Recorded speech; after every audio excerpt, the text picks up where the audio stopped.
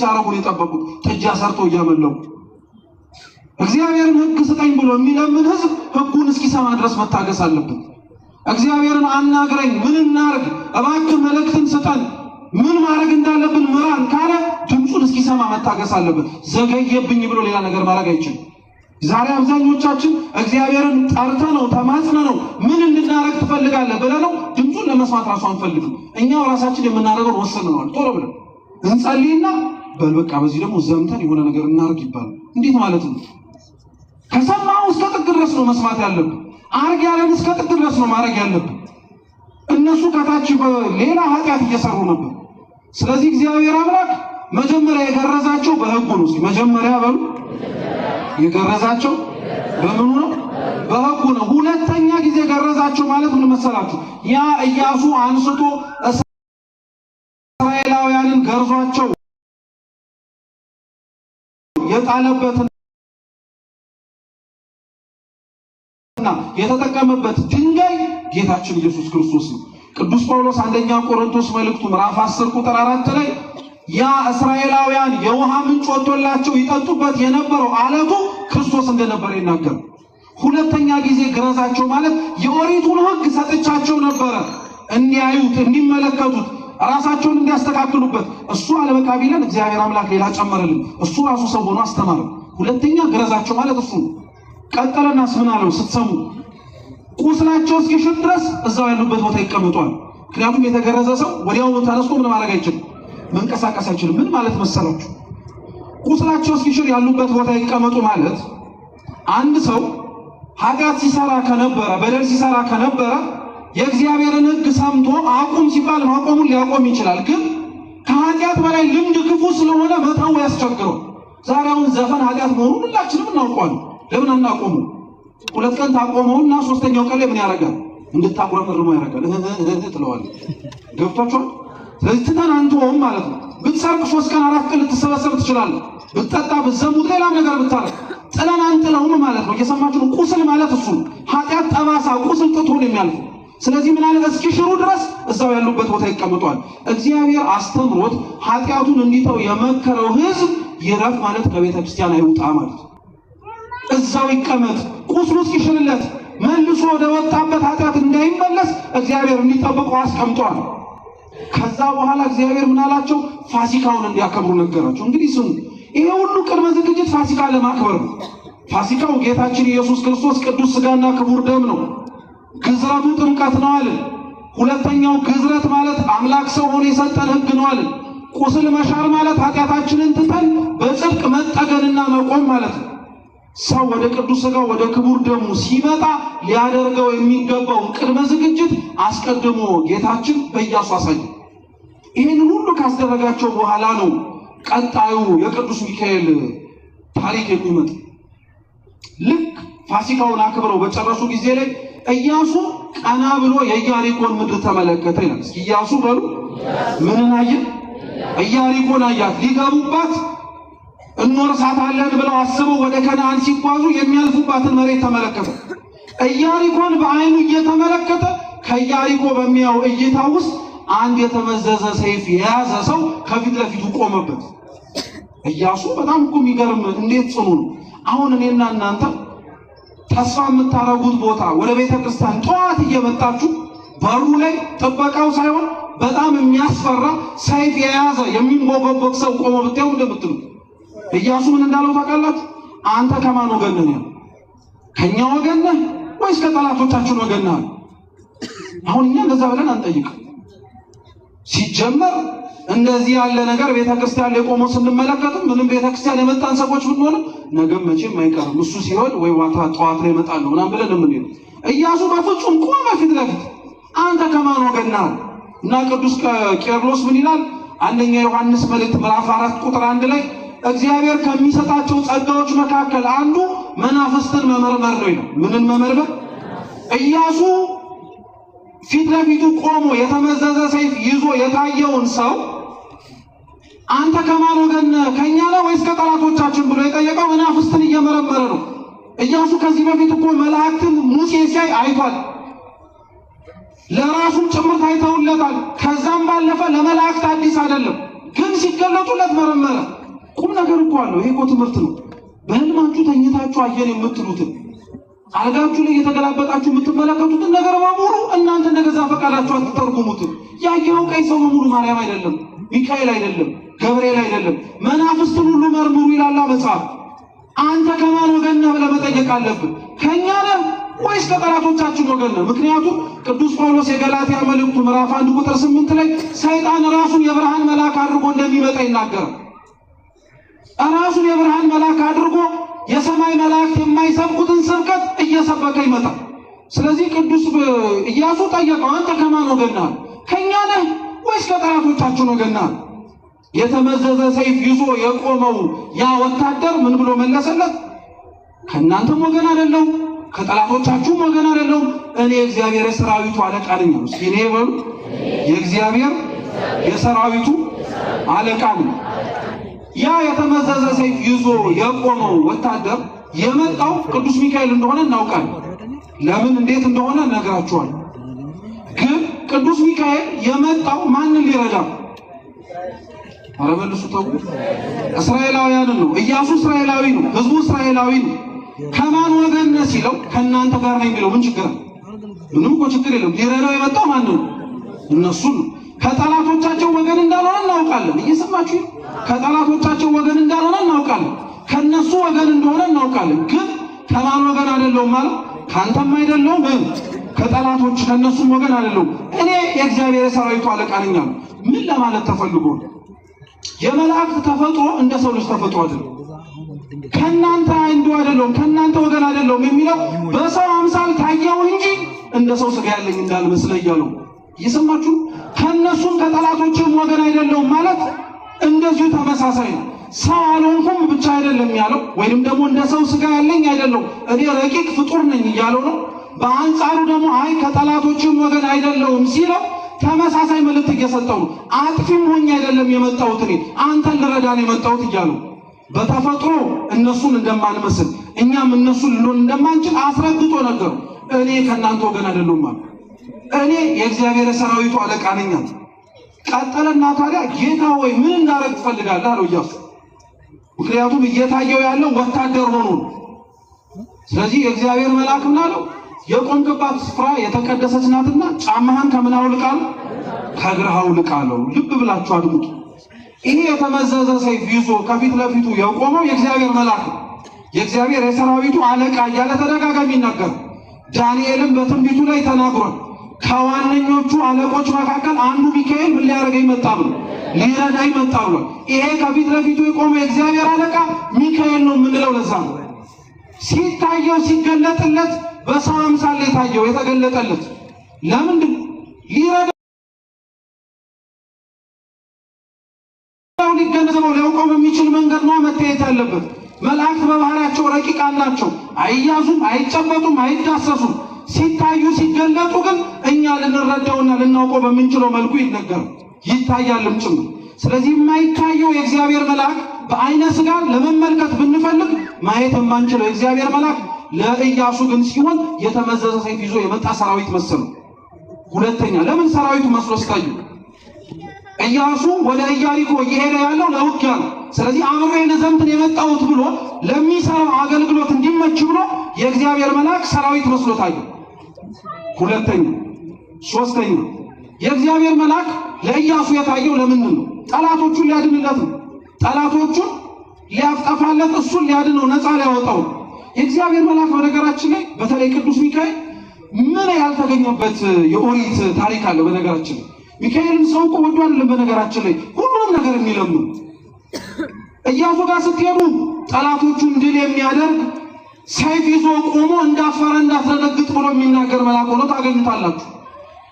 ኦሪት ዘፍጥረት ምዕራፍ 16 ላይ ብትፈልጉት ከአጋር ጋር ልጇን ይዛ ስትሰደድ አይዞሽ አትፍሪ ብሎ ሲያበላት ሲያጠጣት ያለ ሰው ወዶ መሰለ ሚካኤልን እንጀራ የሚለምነው አጋርን ሲያበላት ስላየኩ ነው። ሰው ወዶ መሰለ ሚካኤልን እርዳኝ የሚለው እስራኤልን ሲራዳ ስለተመለከተ እኮ ነው። ሰው ወዶ መሰለ እንዴ ሚካኤልን እንኳን ማብላትና መታደግ ቀርቶ የእግዚአብሔርን መንግስት አውርሰኝ ብለን እኛ ሚካኤልን እንጠይቀዋለን። ለምን ብላችሁ አትጠይቁ? አንደኛ ነገሥት ምዕራፍ 19 ላይ ኤልያስ ወደ መጣበትና ወደ ከፍታው ቦታ ላይ ለመሄድ የሳት ሰረገላ መጥቶ ከመንጠቁ በፊት የእግዚአብሔር መልአክ ቀሰቀሰውና ብላ በልቶተኛ መልሶ አሁንም ደግሞ ቀሰቀሰውና የምትሄድበት መንገድ ሩቅ ነውና ምን አርጋ ነው መልሶ ብላ ነው። የእግዚአብሔር መልአክ አያችሁ እንኳን መሬታዊ ነገር ሰማያዊ ነገር መውረስ የሚችል ነው። ስሙ የተመሰገነ ይሁን። እውነት ቅዱስ ሚካኤል እንኳን ለስጋችን ቀርቶ ለነፍሳችን የሚተርፍ ታላቅ መልአክ። ይሄው ኤልያስን እኮ አሳያችሁ ከነበረበት መሬት ወደ ሰማይ እንዲሄድ ምግብ ብላ ያለው እሱ። ዛሬም ቅዱስ ሚካኤል በነገራችን ላይ እንዲህ አይነት ሰባኪ ሚካኤል እንዲህ አይነት ሰባኪ ስብከት ምንድነው ብላችሁ ብትጠይቁት ሚካኤልን የምትሄዱበት መንገድ ሩቅ ነውና ምን አርጉ ነው የሚለው ብላ ቁረብ ነው የሚለው። ሌላ ተአምር የሚመጣ እንዳይመስል ቁረብ ነው የሚለው። ቶሎ ቶሎ ብላ ቅዱስ ሥጋውን ክቡር ደሙን ውሰድ። የምትጓዙ መንገድ ሩቅ ነው፣ የምትሄድበት የምትጠራበት አገልግሎት ሰፊ ነው። ስለዚህ ተዘጋጅ ነው። ወደ ታሪኩ ግን ስንመልሰው የእግዚአብሔር መልአክ የተባለው ይህ ቅዱስ ሚካኤል ሰይፍን መዞ ታየው ይላል። ሰይፍን መዞ በሉ እንጂ ሰይፍን መዞ የቤተ ክርስቲያን ኪነ ህንጻ አሰራር ላይ አይታችሁ ከሆነ እዚህም ቤተ መቅደስ ገብታችሁ ከሆነ ከቤተ መቅደሱ ወይንም ደግሞ ቅድስተ ቅዱሳን ተብሎ ከሚጠራው ወደ ታቦቱ የሚመራው በር ላይ አይታችሁ ከሆነ በግራና በቀኝ እንደሚሳሉ መላእክት ናቸው። በብላችሁ ታቡ መላእክት ናቸው። በአንድ እጃቸው ሰይፍ ይዘው በአንድ እጃቸው ደግሞ አፎቱን ይዘው የሰይፉን ሰገባ ማለት የሚመልሱበት እየሰማችሁ እንደዛ ይዘው ነው የሚታዩት። እና መላእክት ሰይፍ ይዘው የሚታዩበት ዓላማና ምክንያት አላቸው። አንደኛው ሰይፉ የእግዚአብሔር ኃይል ምክንያት። ስለዚህ ሰይፉን ይዞ ታየው ማለት የእግዚአብሔር መልአክ የእግዚአብሔርን ኃይል ይዞ ፊት ለፊቱ ታየው ማለት ነው። አሸናፊነቱ፣ ረዳኢነቱ፣ ሁሉንም ነገር የሚያደርገው ቅዱስ ሚካኤልም ከማን በተገኘ ኃይል የእግዚአብሔር ኃይል። ሰይፉ ማለት እሱ ነው። እየሰማችሁ ከራሱ ማንም ምንም ሊያደርግ የሚችል የእግዚአብሔርን ስም የተሸከመ መልአክ ስለሆነ ሰይፉን ይዞ ኃይሉን አሳየው። ሁለተኛ ሰይፍ ይዞ የእግዚአብሔር መላእክት የሚታዩት ሰይፍ ይቆርጣል፣ ይለያያል አንዱን ከሌላው። የእግዚአብሔር መላእክትን ሰይፍ የሚይዙት ኃጢአታችንን ከኛ ቆርጠው አስወግደው የሚጥሉልን ስለሆኑ አምኖ ለለመናቸው ኃጢአት በደሌን እንድተው እርዳኝ ያለው ሚካኤል ሰይፍ ይዞ ታየ ማለት እሱ። ለዛ ነው በጣም የሚታወቁ የቅዱስ ሚካኤል ስዕሎች መካከል አንዱ በእግሮቹ ሰይጣንን ረግጦ በአንድ እጁ ሚዛን ይዞ በሌላ እጁ ደግሞ ምን ይዞ ነው የሚታየው? ሰይፍ ይዞ ነው የሚታየው። በእግዚአብሔር ኃይል ሰይጣንን እንዳሸነፈው በእግዚአብሔርም ኃይል አሁንም በተሰጠው ሰይፍ ከኛ ኃጢአትን የሚያርቀው መልአክ ቅዱስ ሚካኤል ሰይፍን ይዞ ታየው። ከዛ በኋላ ግን ተናገረው። ሰይፍ ይዞ ስላየው አይደለም ያወቀው። ልብ ብላችሁ ስሙ። ሰይፍ ይዞ ስላየው ከፊት ለፊቱ ቆሞ እኔ የእግዚአብሔር የሰራዊቱ አለቃ ነኝ ብቻ ስላለው አይደለም የእግዚአብሔር መልአክ መሆኑን ኢያሱ አውቆ የሰገደለት። የቆምክባት ስፍራ የተቀደሰች ናትና ምንን አውልቅ ስላለው። ይሄን ንግግር በነገራችን ላይ ለኢያሱ ይሄን መልአክ ከመናገሩ በፊት ለሙሴ ነገረው። ኦሪት ዘጸአት ምዕራፍ 3 ላይ እግዚአብሔርን ሙሴን በሐመልማሉና በነበልባሉ በኩል ታላቅ ምልክትን ሲያይ ሙሴ ደነገጠ። ምን አይነት ምልክት ነው ብሎ ሊጠጋ ሲል የእግዚአብሔርን መልአክ በሚያየው በዛ ተአምር ምልክት ላይ ቆሞ የቆምክባት ስፍራ የተቀደሰች ናትና ምንን አውልቃ። ሙሴ ለኢያሱ ነግሮታል። እግዚአብሔርን ለመጀመሪያ ጊዜ ሲያገኘው የመጀመሪያ ሙሴን የነገረው ነገር ጫማህን አውልቅ። አሁንም ኢያሱን የእግዚአብሔር መልአክ ለመጀመሪያ ጊዜ ኢያሪኮን ከመውረሱ በፊት ሲያገኘው ጫማህን ምን አልቃ። የእግዚአብሔርን መልአክ ሚካኤልን በምኑ ታውቁታላችሁ ከተባላችሁ በንግግሩ ነው የምታውቁት። ሚካኤል በንግግሩ ይታወቃል። ከእግዚአብሔር የሚያቀርብ ነገር ነው የሚናገረው። ወደ አምላክ የሚወስድ ነገር ነው የሚናገረው። የቆምክባት ስፍራ የተቀደሰች ናትና ጫማህን አውልቃ ነው። የእግዚአብሔር መልአክ እኮ ቆሞ የታየው ኢያሪኮ ላይ እኮ። ያ የሚወርሷት መሬት እኮ አሕዛብ የሞሉባት ቦታ ነው። ልብ ብላችሁ ስሙ አለ ነው። በኃጢአት በነውር በክፋት የሰለጠነች ቦታ ላይ የእግዚአብሔር መልአክ ቆሞ ሲያየው ሰገደ። የቆመበትን ቦታ ሳይሆን የቆመውን እሱን ነው። የእግዚአብሔር መልአክ የቆመበት ቦታ በሙሉ ቅድስና ነው። ቦታው እንኳን የረከሰ ቢሆን ቦታው እንኳን ያልተገባ ቢሆን እሱ ካለ ግን ሁሉም ነገር ይቀደሳል፣ ይባረካል። እውነት ለመናገር ክርስቲያኖች ኢያሪኮ ማለት በቃ እኛ ነን፣ ሀገራችን በሉት በቃ የምንሰማው የምናየው የምናደምጠው ነገር በሙሉ በጣም ጆሮ ጭው የሚያደርግ ነገር ነው። ሚካኤል ሲቆምበት ግን ሁሉም ነገር ይረጋጋል፣ ጸጥ ይላል። ሁሉም ነገር ልብ ማለት እንድንችል ፊታችንም ይከፈታል፣ እንጽናናለን። ራሱ እርሱን ቆሞ ስናየው ነት ቅዱስ ሚካኤል እንኳን በሀገራችን ብቻ ሳይሆን በሁላችን ሰውነት ላይ ይቆምልን። በጣም ማንመች ሰዎች ስለሆነ ተናገሩ። የቆምክባት ስፍራ የተቀደሰች ናትና ጫማህን አውልቅ አሉ። ጉዳዩ ከጫማ ማውለቅ ጋር አይደለም። አንደኛ ጫማህን አውልቅ እያለው ያለው ለምን መሰላችሁ? ጫማ የኛ እግር መሬት ላይ ያለው ቆሻሻ እንዳይነካው የሚከላከል ነገር ነው። ጫማህን አውልቅ ማለት መሬት ከተባለው ከአካል ጋር እንዳትገናኝ የሚያደርግህን ነገር አውጣ እያለው ምን ማለት መሰላችሁ? መሬቱ እግዚአብሔር ነው፣ እግራችን እኛ ነን።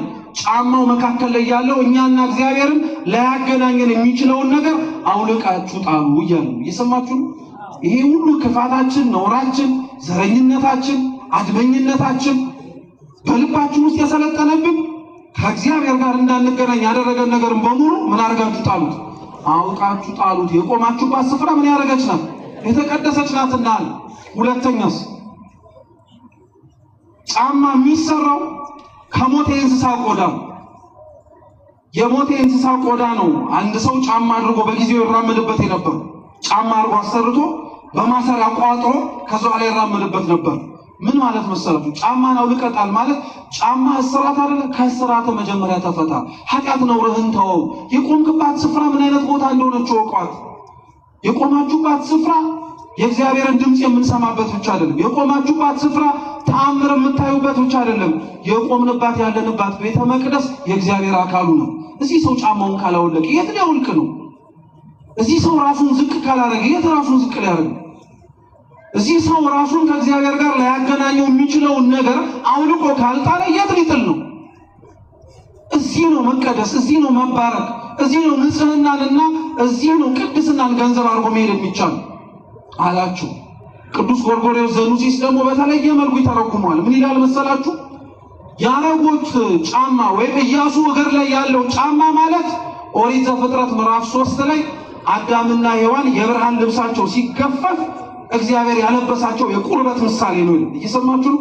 ቁርበቱን አዳምንና ሔዋንን ያለበሳቸው እግዚአብሔር አገልግለው ሊወጡ ሲሉ ውጭ የሚወጡበትን ያውቁት። እነሱ እንደ ገነት የመሰላቸው ዓለም ብርድ የሌለበት ሁሉም ምቹ ሆነበት ነበር የመሰላቸው። እየሰማችሁ? እግዚአብሔር ግን አይ ኅብረተ ሥጋችሁን የለበሳችሁት ብቻ አይበቃችሁም ውጭ ስትወጡ፣ ስለዚህ ቁርበት ላልብሳችሁ አለና የሞተ የእንስሳ ቆዳ ልብሳቸው አድርገው እንዲለብሱት አደረገ። ከሞተው ከእንስሳ ቆዳ በፊት ካገለደሙት የበለስ ቅጠል በፊት አስቀድሞ ይለብሱት የነበረው የብርሃን ልብስ ነው። የምን ልብስ? የብርሃን ልብስ ነው። የብርሃን ልብሳቸውን አውልቀው ቆዳ ወደ ማድረግ ደረጃ ወረዱ። ዛሬ የእግዚአብሔር ልጆች የሚያሰኙንን ነገር ሁሉ አሽቀንጥረን ጥለን መሬታዊ ሆነን ሰንብተናል። ዓለማዊ አስተሳሰብ፣ ዓለማዊ ንግግር፣ ዓለማዊ አኗኗር። አዳምና ሔዋን እንኳን ቁርበታቸውን አውልቆ የብርሃን ልብስ ለብሰው ገነት ውስጥ እየተመላለሱ ነው። እኛ የነሱ ልጆች ግን እግዚአብሔር የሰጠንን የብርሃን ልብስ ቅድስና ለብሰን በብርሃኑ መመላለስ ሲጠበቅብን እኛ ቁርበት ካለበስን ብለን እናስቸግራለን። ለራሳችንም አላወቅንበትም። አያችሁ? ስለዚህ ያረጋችሁት ልብስ አይሆናችሁም እያላችሁ የምትኖሩት ኑሮ አይበጃችሁም። የምታስቡት ክፉ ሐሳብ ይቅርባችሁ። ቅዱስ ጎርጎርዮስ የተናገረው ይሄን ቃል ቅዱስ ባስልዮስ ዘቂሳርያ ደግሞ እንዲህ ይላል። እግዚአብሔር ሰው አብሮት እንዳለ የሚታወቀው ሐሳቡ ተቀድሶ ንግግሩ ተባርኮ ስራው ተከናውኖ ሲታይለት ነው። ይህን እግዚአብሔር ለሁላችን ያድርግልን። ይሄ ከሌለው ግን አንድ ሰው እግዚአብሔር አብሮት እንደሌለ ይታወቃል። ጫማችሁን ከእግራችሁ አውልቁ አላችሁ። ጫማን ከእግር አውልቅ ሲለው እየነገረው ይሄንን የምትጓዘውን ጉዞ ኢያሪኮን ድል ማድረግ የምትፈልግ ከሆነ አሸንፈን መግባት የምትፈልግ ከሆነ ያረከውን ሰዋዊ ነገሮችን በሙሉ አሽቀንጥረህ ጣለው። እውነቱ እኮ ነው። በነገራችን ላይ አሁን እግራችን ላይ ሁላችንም ያረግነው ጫማ እንደፈለግን እንድንራመድ ያስቻለን ነው አይደል? ነው አይደል? ባዶ እግሩን እንደሆነ ሰው ጫማ ያረገ ሰው አይሳቀቅም ማለት ቢያንስ እንኳን የሆነ ነገር ቢወጋ እንኳን ቀድሞ የሚወጋው ምኑ ነው? ጫማው ነው። ምን ማለት መሰለ? ጫማን አውልቅ ማለት በራስ መመካትን አውልቅ ጣሉ ያለው ነው እግዚአብሔር። በራስ መመካትን ሞከርከው፣ አየኸው፣ በቃ ሞከርከው፣ አየኸው፣ የአቅምህን ጣል ቶ ከዚህ በኋላ ጫማን አውልቅ ማለት በራስ መመካት አቁምና የሚመካ ቢኖር በማን ይመካ? ሁላችንም ጫማችንን ማውለቅ እንድንችል እግዚአብሔር ይርዳን። ደጉ መልአክ ቅዱስ ሚካኤል በቸርነቱ በምሕረቱ ለእግዚአብሔር የማያስቀርበውን ነገራችንን በሙሉ አውልቀን መጣል የምንችልበትን ጉልበቱን ይስጠን። የሰማነውን በልቦናችን ሰሌዳ ይጻፍልን። ያስተማረን የመከረን አምላካችን ስሙ የተመሰገነ ይሁን። በተማርነው ፍሬ እንድናፈራ ይርዳን። ከምንም በላይ የሰማነውን ለመኖርም አምላካችን ይፍቀድልን። በጎደለው በነጠበው በክቡራን አባቶቻችን ካህናት በሊቃውንት የሚታረም ይሁን። ወስብሐት ለእግዚአብሔር።